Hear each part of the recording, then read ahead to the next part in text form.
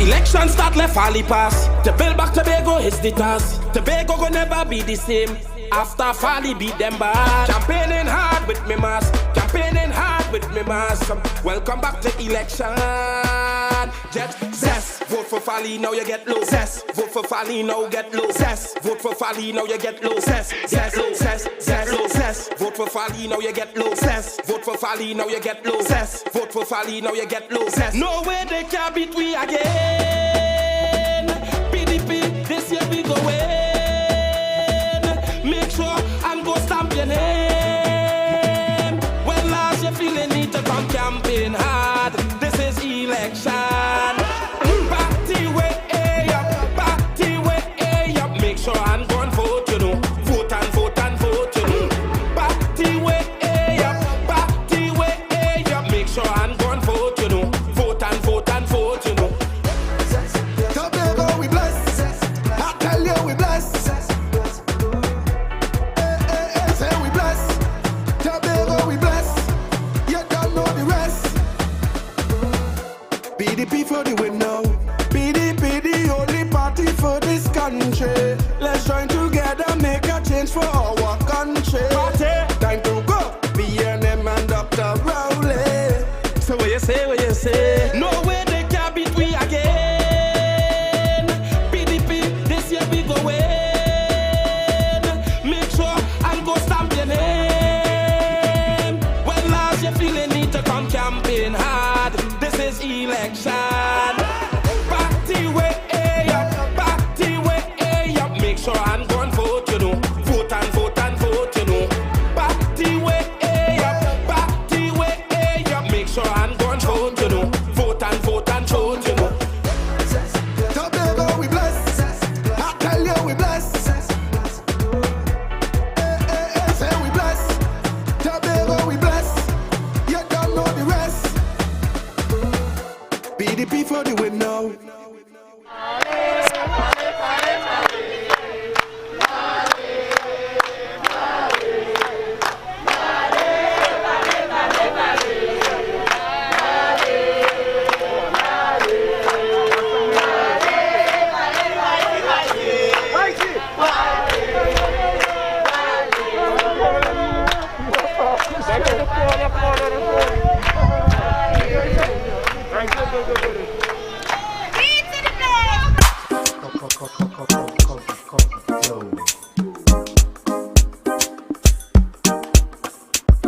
PDP victory. The road now run, the journey rough.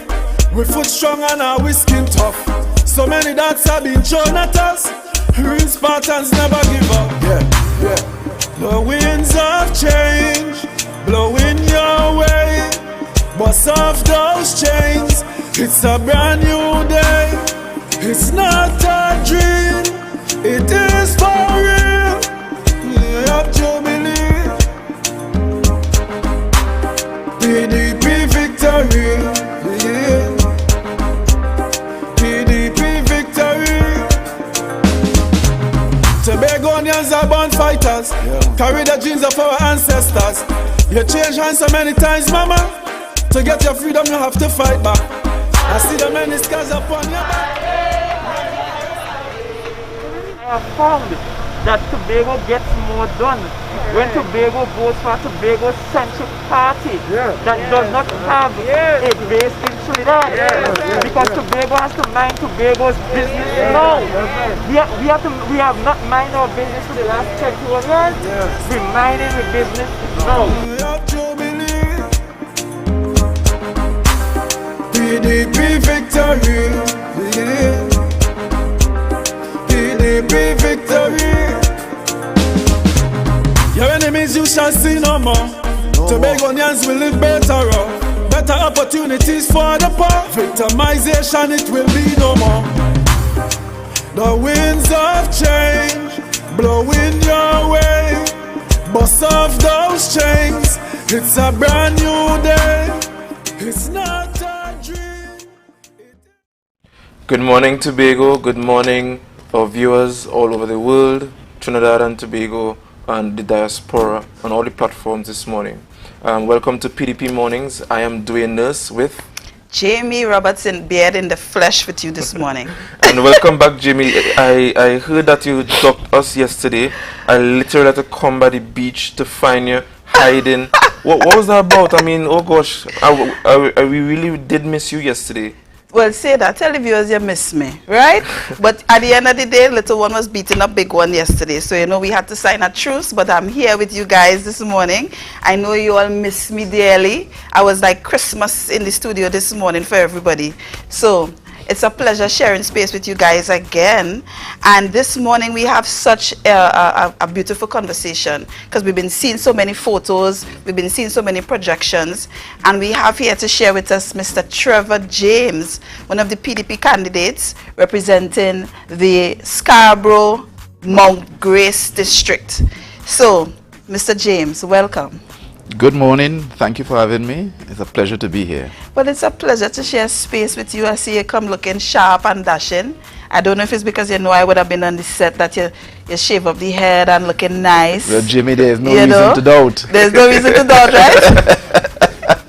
The man with the plan. The man with the plan. And, you know, we're looking forward to having this conversation because we've been seeing, you know, some projections being thrown out about what Scarborough should look like. And we know as Tobagonians, Scarborough has always been an eyesore for us all. You know, it tends to, you know, lower self-esteem as we come off the ports that this is home, like really this is home. So when you presented your plan, you know, we really enthused about getting more details about it, what it means for Tobago. What does this restructuring of the port or rebuilding of the port, what does it mean for Tobagonians? Well, Jimmy, the plan is more than the port. You see, we have to ask ourselves, what is the biggest problem facing Tobago and what has that problem been over the years? And that problem is an economic problem. We have been engaged in a relationship with Trinidad that has dominated us for 130 years, and our economy is in shambles. The last report I saw said that Tobago is second only to Haiti. We have volumes of oil and gas, and we share borders with Trinidad, and we are still as an economy dying. And critical to any economy in any state is the capital and is, of course, international, the ability to trade internationally. That is where commerce and economy starts to build.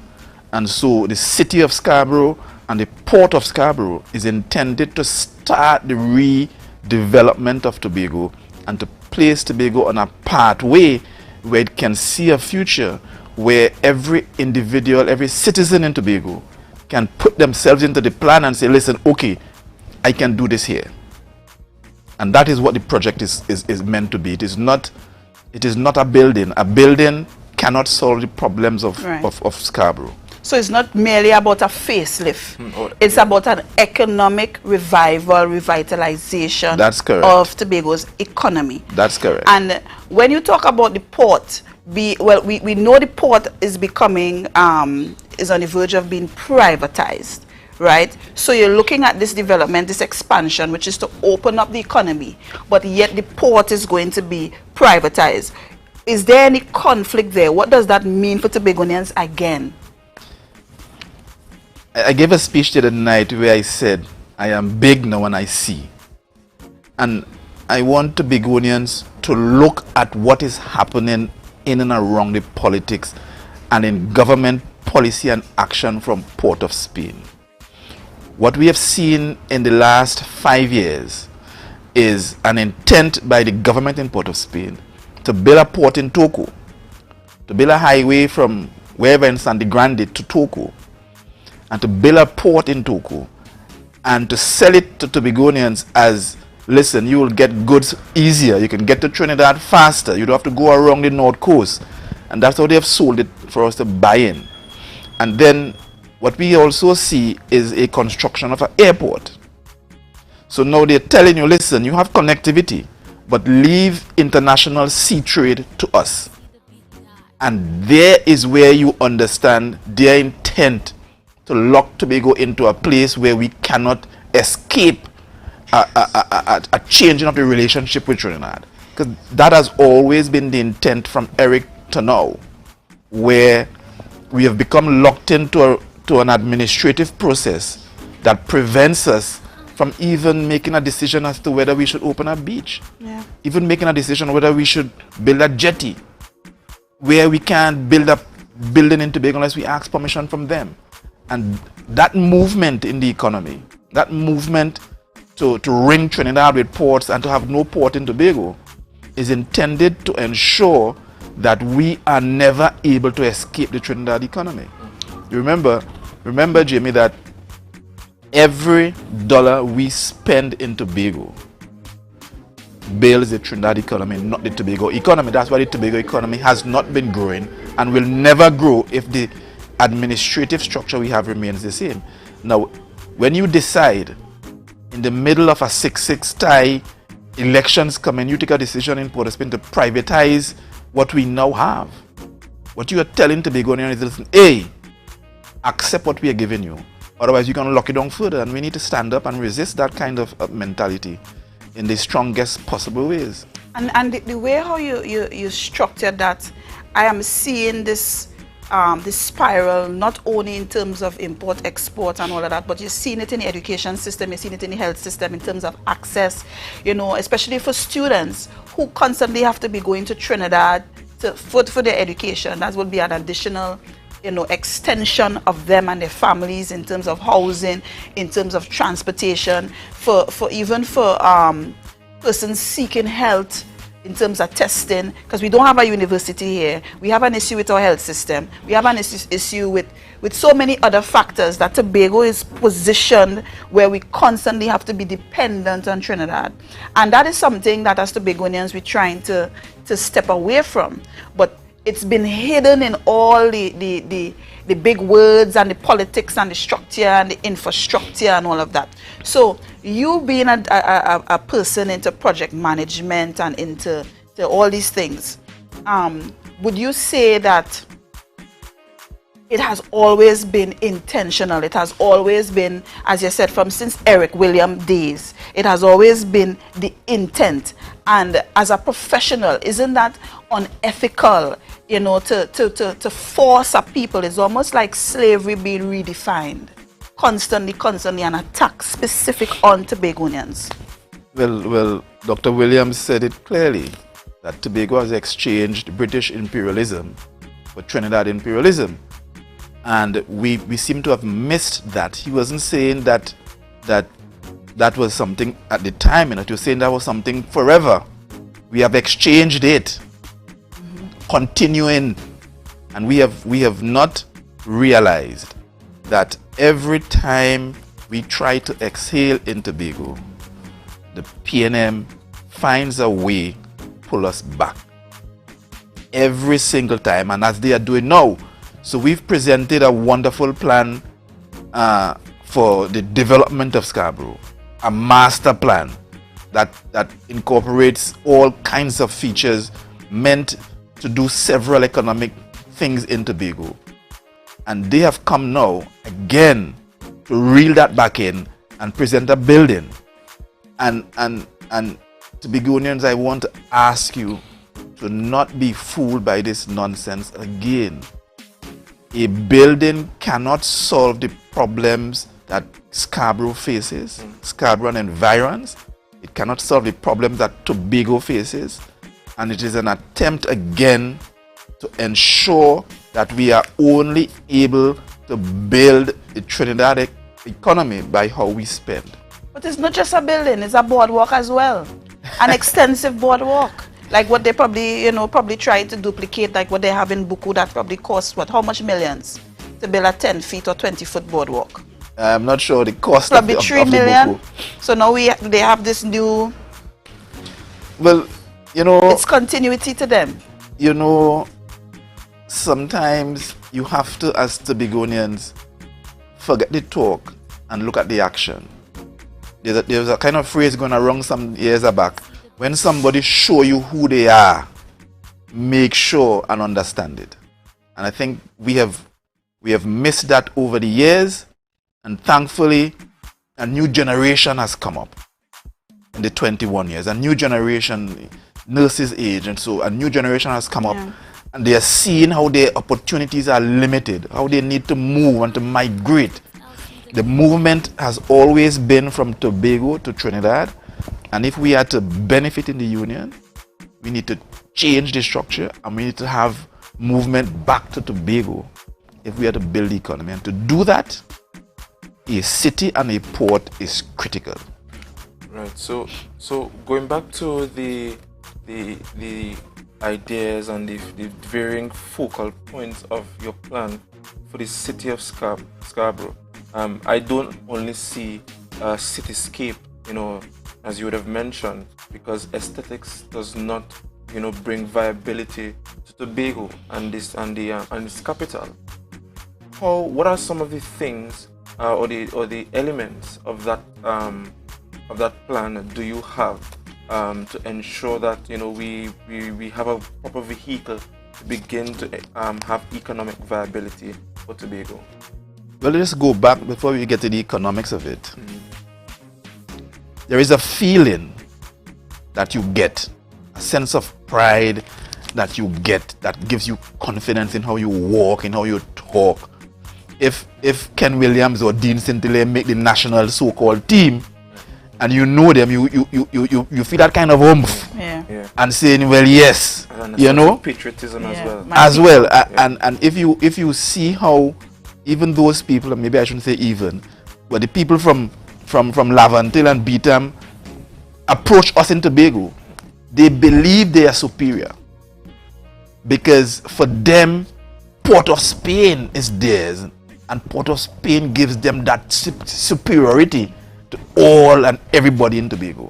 So the city, one of the things that the city must do is to build that economic confidence, that entrepreneurial confidence, and that national confidence. And that's what's missing, one of the things that's missing now. There are other features in the city, of course, where we are trying to ensure that we build out a new area of governance that incorporates the now present THA house, and we want to spread that all the way to Main Street, include the Library of Congress of Tobago, so that students who are studying now can know the history. Teachers who are now going to be teaching in the primary schools can teach that history of Tobago to build that sense of self. Because if you go through the school system, we learn even the geographical features in Trinidad. We don't know anything about Tobago. Correct. And we are subtly being reeled in and was assimilated into Trinidad. That is why every election we hear somebody says that you is UNC, because they can win that war in Trinidad between PNM and UNC because we are predominantly black. And so they tell us subliminally, tell us in Tobago, hey, there are only two parties in Trinidad and Tobago, and they're not Tobagonian parties. So don't vote for Tobago party. You either have to vote for PNM or UNC party. That's what they're telling us, that you are nothing. That anything coming out of Tobago indigenously is nothing. Yeah. That's what they're telling us, and that is one of the points I want Tobagonians to understand. That we have to kill that narrative where it starts, because everything good comes out of Tobago. In this country, you go back to the history, everything and only good things come out of Tobago. I want people to understand that. In terms of the other features, we need a vibrant, economically satisfying capital. So we need to bring as much people back to the city. Scarborough has moved to Crown Point. Yeah. Right. We need to bring life and energy and people back into the city. And one of the features to do that is to bring as many government workers into the city. And we would take that area where Tiantec is, and we will build 2 high-rise buildings there. We will connect it to Victor E. Bruce, and there we will have our governance government complex. Yeah. As we try now to position ourselves for a more dynamic capital. Right. We need to build over the port. all the ships pass Scarborough, go to Togo, turn and go around Trinidad North Coast, go through Dragon's Mouth, go down to the Gulf of Paria to either go to Point Lisas or to Port of Spain Port. If anything that Tobagonians must insist is that the goods must dock in Tobago and be transshipped to Trinidad, because that is cheaper for the international ship lines, and that builds out a whole new economy in Tobago, and that's what we must be fighting for. We must resist at all cost any attempt to build a port in Togo, any attempt to continue this madness of going around Port of Spain, going around North Coast to Trinidad, and go back to the consultants who came in the 1960s and told Dr. Williams that the best place for a port in Trinidad and Tobago was Scarborough. Right. And you know, very important points coming out of your statement and your comment. You know, I want to further dissect the plan that you have and relate it to the grounds, the man on the ground. Any part of a plan, one like yours, where you talk about a city and movement of people and movement of commerce, one of the most important things is circulation and transportation. How would circulation and transportation, you know, increase the economic viability and productivity for Scarborough and all of Tobago? How do you see that happening? Well, any city has to consider, not today, but 20 years, maybe 30 years down the road. We don't have the luxury as Cuba to build a new Havana. We just don't. Trinidad doesn't have the luxury to remove Port of Spain and build a new city somewhere else, because they need the port. And to move the city means that they must go to San Fernando. So even if Port of Spain gets overrun by floods every year, the government in Trinidad cannot build a new city in Trinidad unless they have access to some sea to build a port. And so transportation into the city from international vessels is critical. But on the ground, which is what your question was alluding to, on the ground, we need a whole new network of roads in Scarborough. We need a secondary road parallel to Milford Road and the highway that runs from down at the gas station at Orange Hill right up into Scarborough. We need to connect all those roads, Smithfield, Sanksas Hill, Montmarre. We need to connect all of those roads across to the highway. We need to create squares and blocks in the city so we could have more people moving and more vehicles coming in. We need access. In the plan, we have two access into the port. We take Gardenside right into the port, and we take Smithfield from the highway right into the port. There's also a secondary road that is necessary. And so, in terms of transportation and movement of vehicular traffic in and out of the city, that's kind of the plan that we have. But we also have a plan of putting a transportation hub in Scarborough.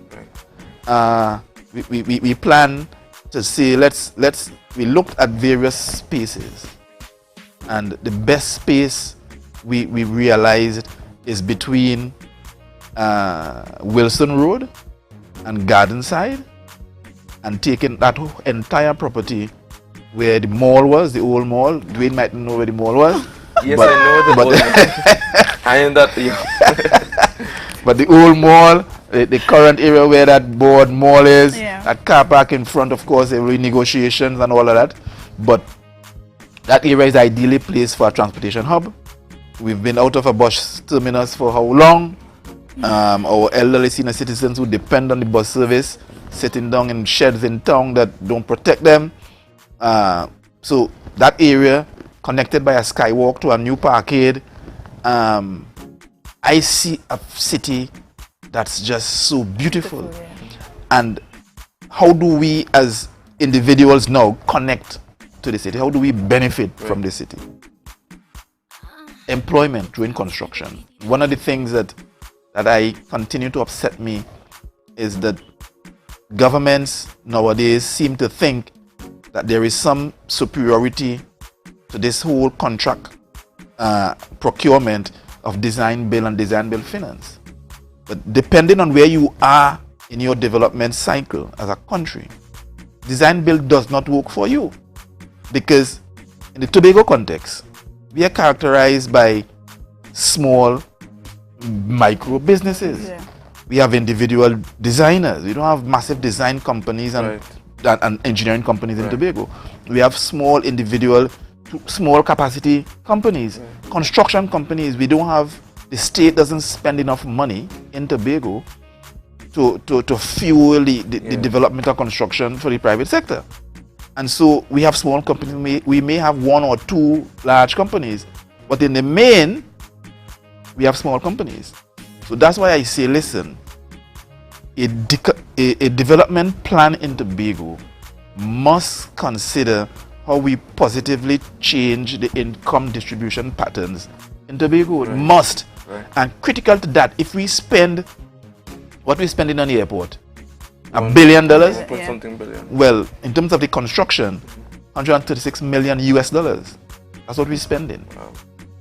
Design bill, that's what we're spending. And we, as a country now, decided to take the US that we did not have and give it to some favored contractor to build an airport that is essentially glass and steel and pitch. Right. Any decent contractor could do it. There's no special technology that is going to be used in the construction. And so I question that, because you could have had a different procurement system that would ensure that some large percentage of the money multiplies in our economy. Remember, we're not manufacturing any construction materials. So we don't have the supervisors. The project management company on behalf of the state are 90% Trinidadians. Most of them who really, in my estimation, can't find their way in the private sector, working for the companies like NIPDEC and E-Tech and so on. But we have a professional class in Tobago as well. So we have been locked out, essentially, and building an asset that we won't be able to manage in Tobago as Tobagonians. Yeah. We can't benefit from the construction. So who is that for? Who is benefiting from that? Not the Tobago economy. We may benefit in the end, but if you're building an economy in Tobago, you have to consider the entire life cycle of the project, and tie that into some benefit to Tobago from initiation to end. Correct. Right. Yeah. Well put, well said, well articulated. I want to ask one more question before I give Jamie some way. On the premise of projects on the island, I did some project management courses in school, and one of the things that I have a gripe with is whether these projects on initiation are following due process. Are they doing the feasibility studies? Are they doing the NVPs? You know, and you know, as a project manager, these things affect the size of the project, whether the project makes sense or not. What do you say to that in terms of its current operations, and what would you do differently if given the chance under PDP administration? Well, we have to remember in Tobago that public assets, the construction of public assets, are not about Tobagonians. The procurement of public assets are not about us. It has been over the last 20 years an opportunity for the PNM in Tobago to give the largesse that is available from the assembly to PNM financiers from Trinidad. That's what it has always been about. You'll go around Tobago to all the projects. Any major development. They've gone so far that we have now sitting members of parliament. Last 2 years ago, getting contracts to maintain schools in Tobago. Right. That is always how it has been. And so when we vote, we must know clearly what we are voting for, because we have not been voting for Tobago. We've been voting to build a Trinidad economy, and it's been sold to us by tokens. Take a little walk for the election. Yeah. Take a little $100 in your jersey. Take a little $1,000 here. Been sold to us in tokens, and we have facilitated it. So I'll give you an example. 2011 or 2012, the THA wanted to procure a fishing facility in Castara. I put in a tender for it. It was given to APNM, then financier, now member of parliament. Design build. That contract tender came in at $7+ million. They opened it this year, last week. I really It then finished. I had to laugh. It then finished. The price at the time, if I'm correct, $14+ million. And that is what we are voting for. Apart from the incompetence, we've been voting for moving the money from Tobago back to Trinidad. And we have to stop that. We have to stop that. We have to put that to a sudden end in Tobago. Otherwise, our economy will remain in shambles forever. That's just an example of a procurement process, again design bill. In this case, escalating in price. If you know procurement, design bill is meant to have price surety, because the contractor is doing the design, so there's no need for variation. Right. But that's what we have. That has been the practice, that it's been normalized. Almost that a project might be estimated for 2 million, and then at the end of it costs 8 or 6 million. And there is no follow through, there is no answering, there is no interaction with the public in terms of explaining why there's this additional cost. And at the end of it, the project does not even reflect the kind of money that we spent as a nation, as a people. I want to just, go a little off, because tourism in particular has always been our mainstay. And when you go to other Caribbean islands, you would see an influx of cruise ships coming in every day, 3, 4, 5 cruise ships. And we have seen a decrease for Tobago. The port expansion, because I saw on the design where we'll be going, how much feet out.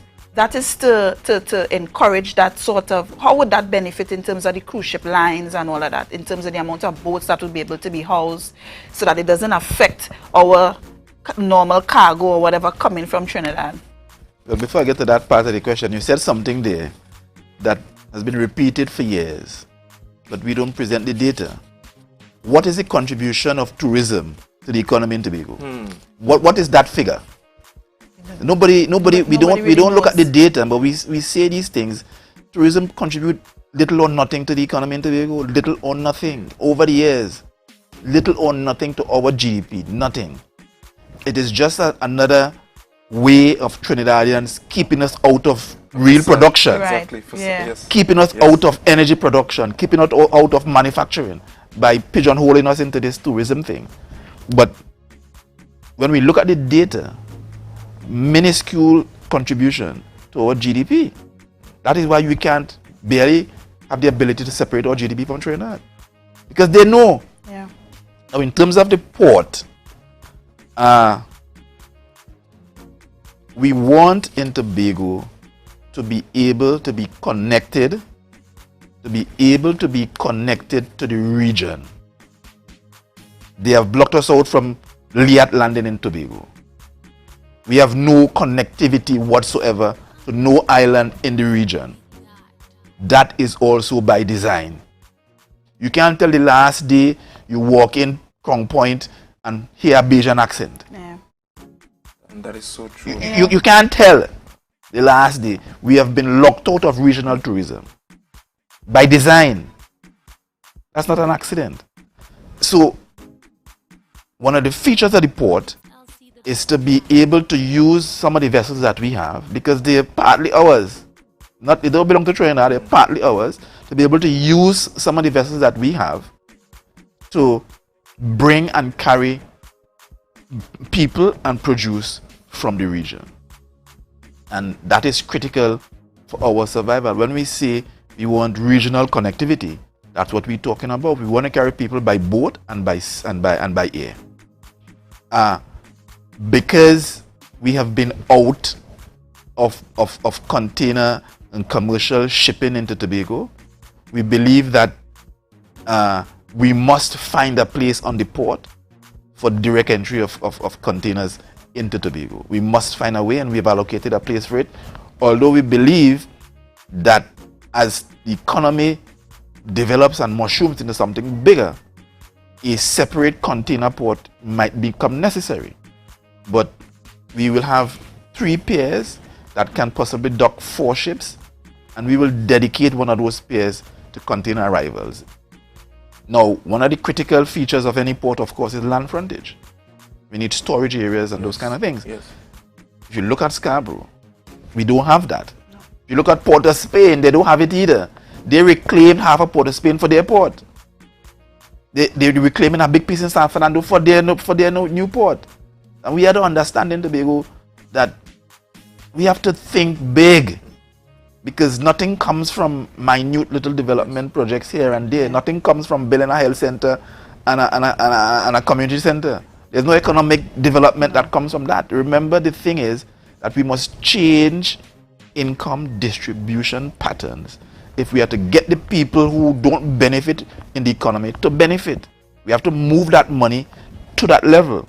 And the men around must see themselves in this new project that allows them opportunity to do all kinds of things and provide all kinds of services, because now we have a city that every day would have 5,000 to 10,000 people, and that is what you want. If you live in Darrell Spring or Mount Grace or Calder Hall, you want at a stone's throw to know you could go and provide a service to somebody, any service, and there will be a plethora of services if you have people. So we need people in the city, and so the plan provides for more people to be in the city. Okay. So, where has the culture gone? And you know, we talk about projects. We talk about how these building a city, like the plan you have, will trickle down to the man on the ground. You know, in terms of having more monies available to him.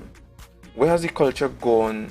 Where we have saved on projects, because I feel a sense that most of these projects, as we might have alluded to in your early statement or response, that projects we are overpricing these projects.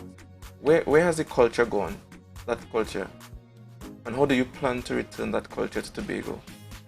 We are being assimilated into Trinidad. That is the only way the PNM can survive. Make Tobago part of Trinidad. And that is what has been happening, and that is what we have been facilitating. The culture, unfortunately, as this may sound harsh, the culture in Trinidad is different from Tobago. The kind of corruption that we see and has become normalized in Trinidad, it is not our culture. But we have gradually, over the last 20 years, adopted that culture, where the government has the ability to give something to somebody. And when you give something to somebody, you expect and you ensure that they support you forever. But in real countries, governments can't do that. And so we have to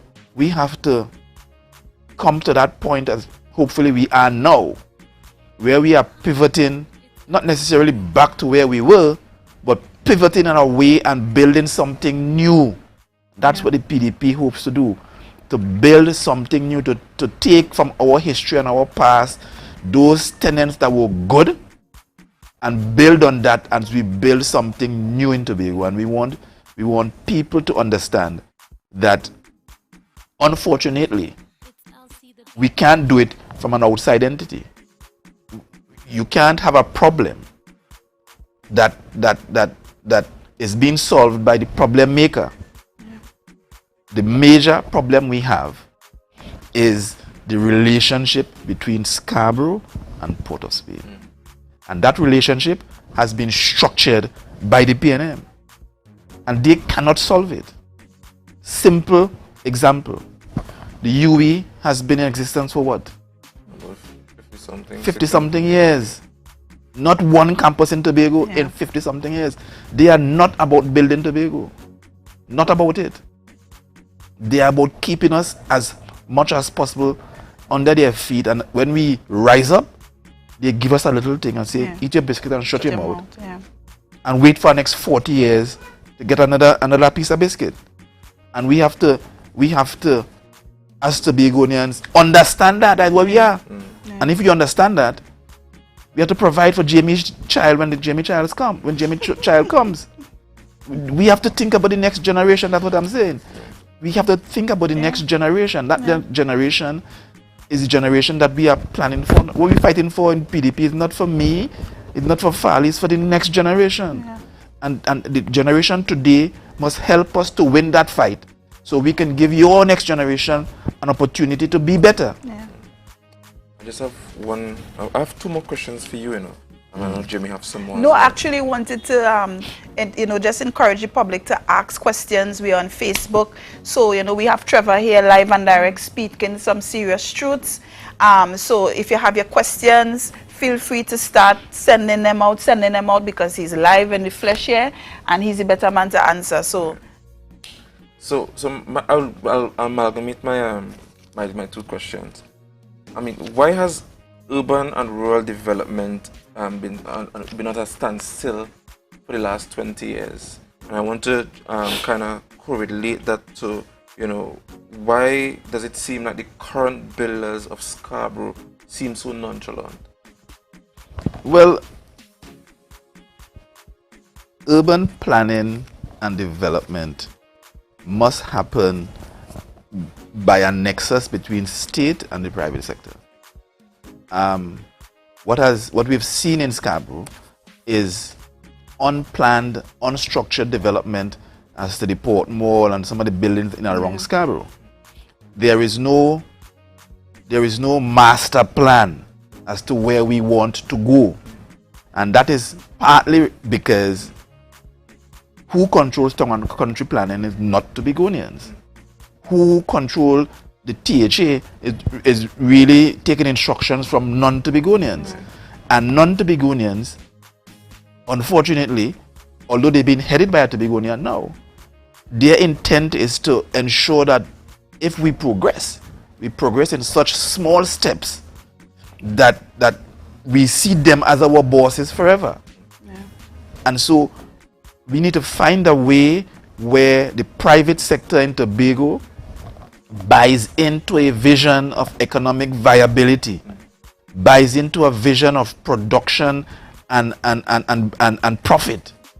So they now can see, listen, the country is going to go in this direction, and therefore I can make some money here and get a return. I can make an investment here and get a return on my investment. And so without that kind of consultation, we won't get private sector investment. We just won't. So you look around Tobago and you see one or two buildings going up, but you do have no structure. So we need to take town country planning. We need to do a spatial development plan for the city and for every village, every piece of land. That's what professionals and countries do. That's what Cayman Islands did. Cayman Islands running a tourism. There are no beach, there are no forest, there are no river. They have no natural assets.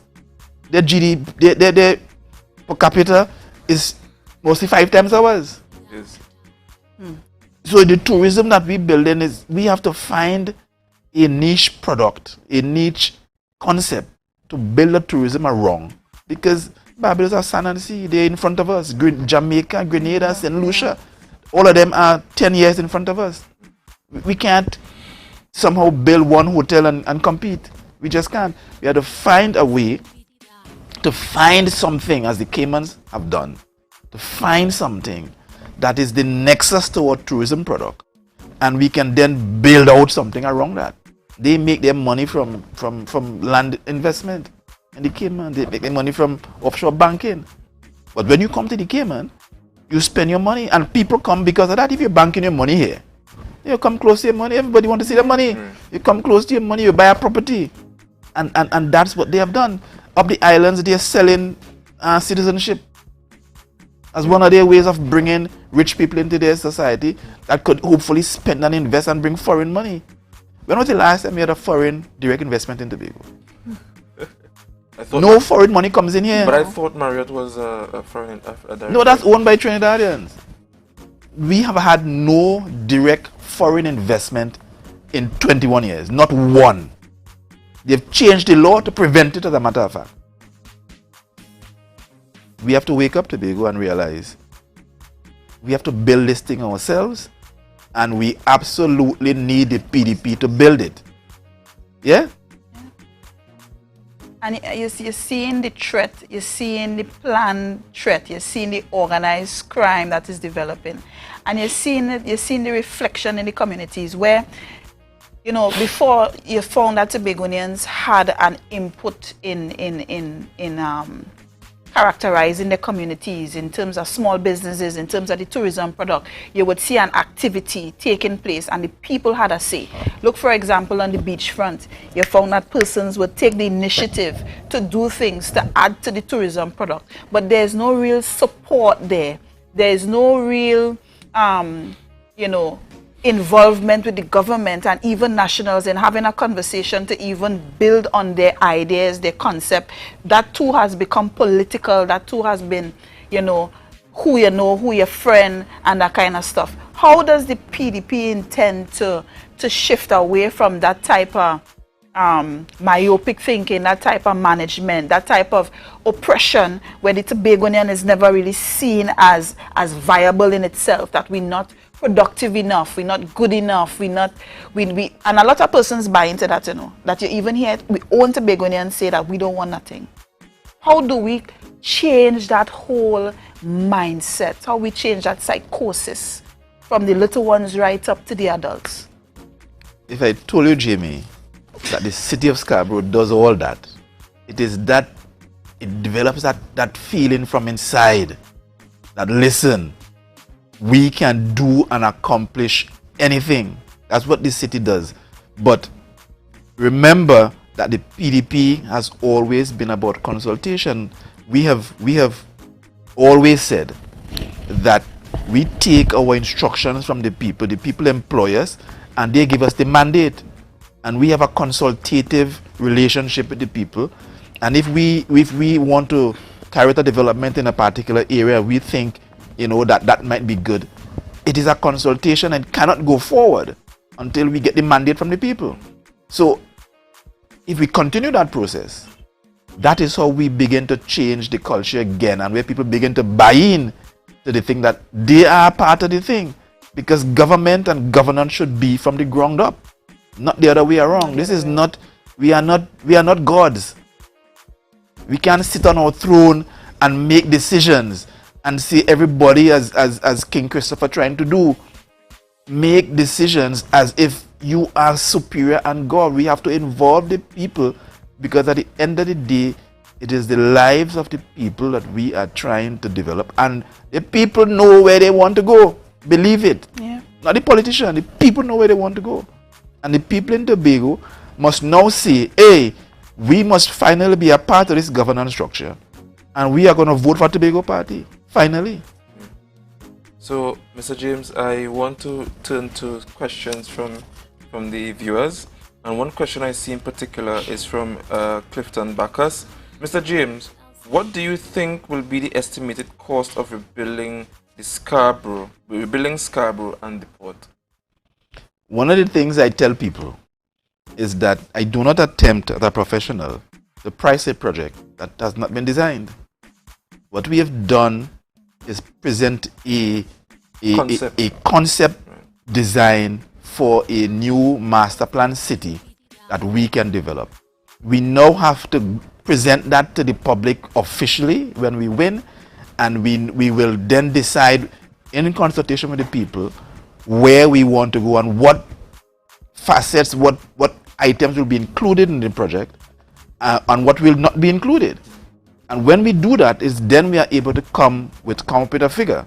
But I can tell you that if the PNM spent $34+ million to repair the market, then there's no way under the sun that they're going to spend $60 million to build a boardwalk and a building on the seafront. No way in hell. And all of that is just trickery. Yeah, it is. Yeah. And projects have different, as you would have alluded to, different steps, and this is just a concept. Yes. And at the time when you're ready to implement the project, there might be other factors at play that That's might right. carry the cost, or the cost might decrease, and there might be some things that we need to exclude. Something exactly. So I'm seeing here also a conversation regarding Tobago not being able to be independent from Trinidad. A lot of people are of the view that, you know, the PDP in particular is pushing this propaganda that Tobago must be separated from Trinidad, and that it is in fact cannot be done, that we cannot stand on our own. We cannot, you know, escape this relationship, and in fact that it's a threat for the Tobagonian to even think that. How would you bring clarity to that person, or to any person that may have had that concept? Jimmy, the philosophy of the PDP is to take its mandate from the people. In 2016, according to Orville London and Keith Rowley, the people of Tobago said they wanted a federal relationship with Trinidad. Not me, not Farley, not Watson. The people, based on, you know what they said? They had extensive consultations for 7-8 years. And they boast that they are the widest consultation ever. Don't mind them, but that's what they said. And they sent a document to the parliament, and the document said that the people of Tobago wanted a federal arrangement. This joint select committee somehow believe that they are superior to the people of Tobago, and they're going to decide again in Trinidad what they give us. But the people of Tobago have said that they want to change the relationship. They want a federal arrangement. And Mr. Farley, Mr. Augustine is on record as saying he prefers a situation where we have devolved power like in Scotland, which is semi-federal. And so that's what the people want. It doesn't matter what people in Trinidad want. They have no say, or ought to have no say, in us determining the way we want to go. And the threat that's put out by Mr. Rowley, by Dr. Rowley, is a threat of fear. What he should have been doing is saying, listen, my fellow Tobagonians, the government in Trinidad has treated you badly over the years. Forgive us, and let's see how we could work this thing out together so we both benefit, because we in Trinidad need you in Tobago. That is what he should have said. Yeah. They need us in Tobago, because the future of their economics, energy survival is in Tobago.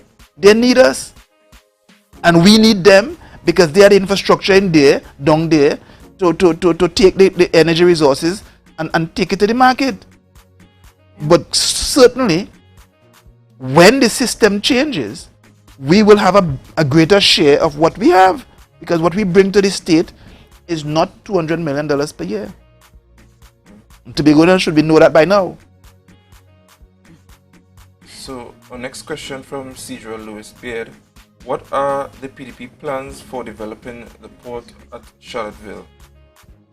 Well, I will have to ask Mr. Augustine that question when I see him. I have not put my mind to that, but I can say to you that if we are going to build out a real tourism product, we would need different type, not necessarily ports of entry, but we will need different features around the island. Yeah. We would need marinas, yeah. those kind of things. We would need for leisure vessels to land, to dock in different places. And so I presume that the jetty in Charlottesville may mushroom into a port, because there we may have faster access to Grenada. Who knows? So I can see something like that. But certainly we need to have leisure vessels land in different places in Tobago. And so a port in Charleville will be critical to that. Right. I see a very pointed question to you, Mr. James, from Neville Chance. Mr. James, your words must be driven by data. What is the data to support your words? Do you have any? Do you see to that? But that question is unclear. We need to get more specific, because I've said many things, and anybody now in Tobago, I see the Minister of Education talking my data that I spoke the other night about SCA pass rate. Yeah. When there were people in Tobago trying to criticize me because nobody reads, nobody researches. But whenever I speak, my words are based solely on the information that is available to everybody, and that data is what I have. We have a question from Mr. Ashford Clefhorn. Mr. James, I'm very big on associated parallel environmental concerns. As we face construction projects, do you have environmental erosion control plans associated with each phase of your development plans? And could we expect to see said erosion plans in the near future? Very great question. Now, Mr. Cleghorn will probably know that I've said this before, that one of the things that has been lacking in Tobago is a coastal management plan. And again, we have been abandoned. We do nothing. The THA has done nothing to protect our coastline. The road in Mount Irving is falling away into the sea. They have done nothing. Yeah. They put boulders along the old Milford Road in Lowlands. Every time they see some movement somewhere, they don't have a master plan for anything. And surely, if we push back the ocean in the Bay of Scarborough, surely we know there will be an impact somewhere else, and that coastal study will be done as part of the project. Because, we have professionals in the PDP. Although we will invite professionals, we have professionals in the PDP who understand these things. I work for a coastal construction company for years, so I understand these things. But every project must go through that phase, and we must go through that design, consultation, investigation phase where we determine what should be included in the project. And if the PNM had even done that before they spent $1 billion down in Shore Park, that project would not have been built. That's the difference. I'm seeing here Mr. Neville Chance is challenging you in terms of you giving data to support what you would have been saying so far in terms of... So Mr. Chance, what we will ask for you to do is be a little bit more clear in your questions, because we as well would like to learn, and we'd like to have that type of conversation. All right, because I'm not sure exactly what data he's referring to, because you have said so much about so many things. And so I'm not sure if we will be able to answer that question. But in a more pointed note, in a more direct note, on the question that was just asked, in keeping with environmentally safe guidelines, we came out of the GOP. I think it was a couple of weeks ago, we heard the renowned Myanmar speak about the impact of global warming on a smaller island developing states. What would be your policy in terms of projects moving forward to ensure that we have environmentally sustainable projects that does not very much harm the environment? I think we have to decide in Tobago on 4 or 5 specific things. We have to decide what our optimal population is if we are to build an economy that's separate from Trinidad, that can stand on its own. That is what it really is. And if we can do that through some study to say, listen, our optimal population should be X, then we must plan for X plus 2. And if we can do that, then we can begin to decide, okay, what are the water resources we would need? Should we go into using seawater and converting? Should we have how much rivers we have, how much wells we can have? Have we done the geographical study with the instruments to determine how much wells water we have underground? Where they're located? How much water we could bring to the surface? We have to decide on that. We have to decide on the economy that we want to build. What level of manufacturing is required, what manufacturing sector we need, and how much we expect to get in terms of contribution to GDP from manufacturing, because we cannot survive without manufacturing. We need to use the land resources we have by the state that are agricultural, not only to produce goods that we can sell to Trinidad, but to produce goods that will be the first step in a supply chain line for the production of something. Yes. So if we can decide on those kind of things and how we're going to use our agricultural land spaces to aid in export and earning whatever foreign exchange we can earn from that, then we must do these things quickly. And so, because from there you can really plan for the whole country. I am in two kind of minds about this whole environmental thing, because I hear the president in Brazil for the last 3-4 years saying to the world, you must pay me to keep the Amazon alive. Because if we can't benefit from the Amazon and the space the Amazon takes up, somebody should pay for that. Because you can't cut down your forest in the States and build out your cities, and then we pay for it, while Rio de Janeiro has 50 million people. Makes sense. So we have to know what we are willing to give up and what we must keep, and then we can plan a sustainable environmental economy based on those realities. And that's my take, but that may not be the PDP's take. And you're very much right. And unfortunately, this brings us to the end of your interview with us this morning on the PDP Morning Show. Mr. James, thank you for being here. Tobago, thank you for being here with us. Thank you for your questions. Jamie, how was it for you this morning? It was quite informative, and I believe even the viewers themselves would be able to have a clearer picture as to where we are and where we're looking to go. And it's quite important to be able to connect the past with the present and the future. So it was quite a pleasure having this conversation with you.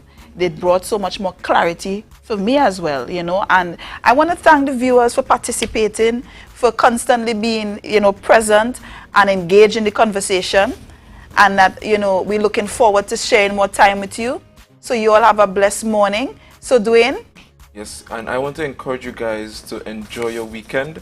Please be safe. The COVID-19 cases are skyrocketing. Please be safe. Whatever you do, remember your COVID regulations. And more than that, just join this change, this movement of change, because Tobago is ripe for change, right? So see you guys next week. Enjoy your weekend and have a blessed one, guys. See you all on Monday. Bye. Bye-bye.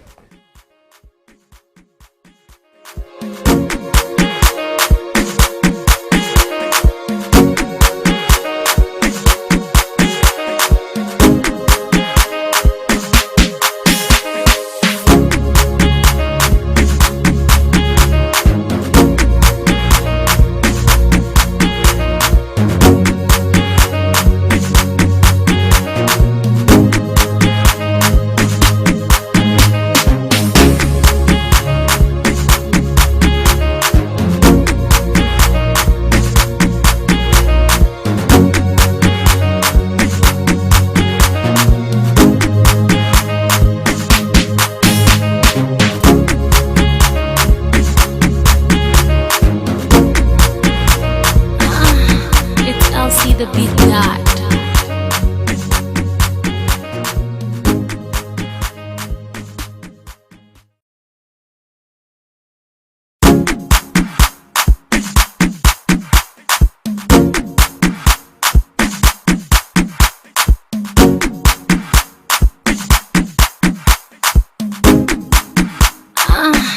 It's LC the beat God.